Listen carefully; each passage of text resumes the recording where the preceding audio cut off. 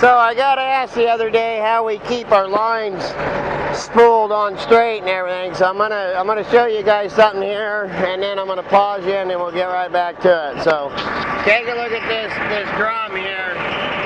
See this plate, this extra plate on this drum? It's welded in right here.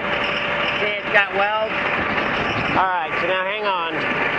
When these yarders are made, when they make these drums, they're mic'd out, and they know the exact width that they need to be for that size of line. Now, this yarder is supposed to have an 1 3/8 skyline and a 7/8 skid line.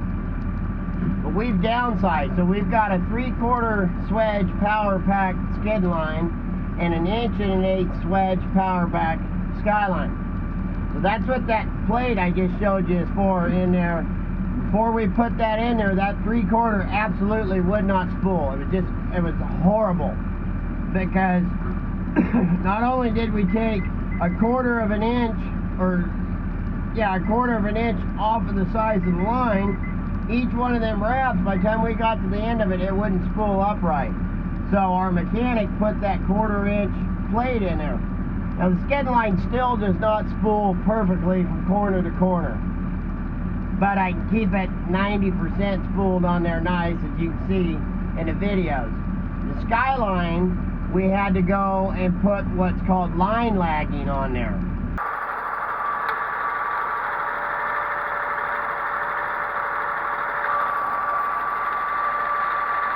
And what that is on the drum, they build it up so that that line can only spool in that spot, all the way across. And then when it starts coming back in, where the line has wrapped the drum, it comes back on, it lays in that skyline, and I'll show you that in just a second. I think you get my point. And that's how we keep them spooled on. Now, like our skyline, if our tail holt's gonna be moving closer up to the yarder, then we have a guy get up there and spool it on so it's on there good. The skid line, like I say, you want it spooled on, but it's going right back off. Now, I'll show you our haul back here in a little bit. Our haul back is a train wreck. That's because the last time they used it, they didn't spool it on, and so it's all balled up in the middle. And I'll show you why. You take a look at that, and you can see why you don't want it that way, because if you watched the video just a second ago, how fast that is coming back in and going out, when it's not spooling right, things can go to heck in a hurry. And you jump that drum because it's not spooled right, it's a mess. It's a horrible mess. You end up cutting tin wear off, and then a lot of times you end up cutting the line to get it off of the, because it jumps off of that drum onto your shaft. Well, that's a 12, 18 inch difference, so it'll just go, a lot of times you end up cutting the line. Okay, slashing the skyline off. Hear that squeal? That's the squeal I'm talking about when your skyline's peeling off. I'm reversing it, but it's the same squeal. But we're getting ready to change roads, so that's why I'm slacking the skyline off. Hopefully you guys get a good view of that. The lower one's the skyline. This one that's getting ready to move right now is the skid line, and this one right here is my haul back drum.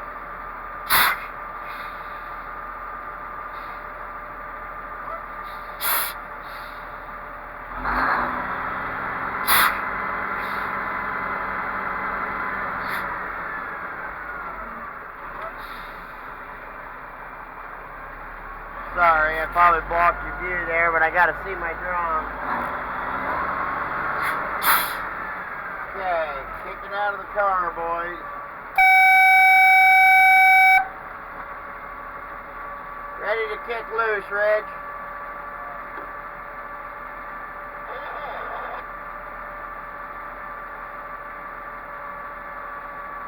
So I slacked the skyline. We're getting ready to change roads, so he's going to knock it loose off of the stump that he's on. That's what that extra long whistle was. I give him a long to slack it down, and then once it got there, I gave him a super long to let him know that I'm ready for him to kick it loose. And that's all contingent on not having handheld radios. So once I blew him along, then I also told him it's communication. Communication is the key to any good, I don't care if it's logging, construction, down at the sewing shop, communication. And good communication will save you money. And normally, if we're going to go back out farther. If we weren't, I would have somebody up here spooling that so to make sure it goes back on good and straight. You see how this haulback is kind of screwed up? You wouldn't, if we were running that haulback, it'd have to be straightened out.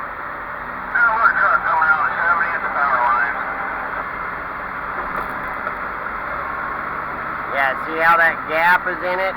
I wouldn't be able to leave that there because when it goes over and starts to come back, it'll fall in that gap. Oh, we're going back out farther, so. Okay, good. I didn't want to fucking spool it anyway. Yeah. So, the next nail hole is going to be out there with, so it's all coming back off anyway. But usually during road change, you got to spool that. Spool it on there. Because anytime you get those gaps, up on the skyline, and you put a load in it, the line will actually bite into it. And this shit gets all fucked up. Hopefully you can hear that. That's Thomas. We got a green guy today, green chaser, so he's explaining to him about spooling the lines just as I was to you guys. Pulls the bearings back and forth, and your hay wires up, and then all the rest are kind of like this. See how that's gapping out now? If we tried to run it like that, it'd bite in and end up cutting the line. That's why you look at the skidding drum, you see how well it's spooled. You want to keep them nice and clean like that.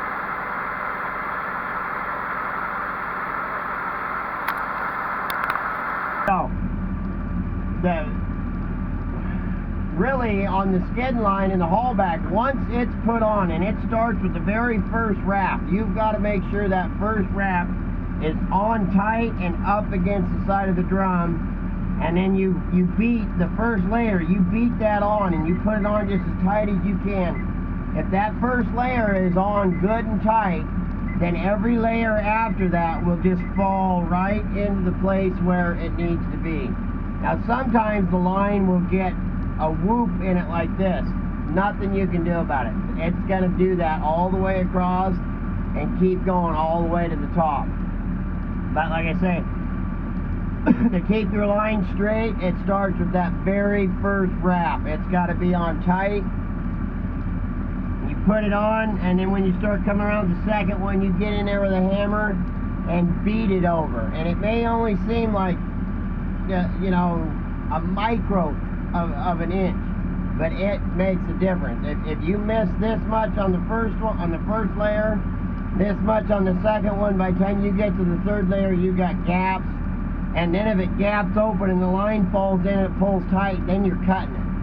So that, and these lines, we just bought this Skyline and put it on. It's 2,350 feet of 1 1/8" power pack Skyline. Was $12,800. That's just to have it. It cost another $1,000 to have the dang thing delivered up here. So you take care of your line.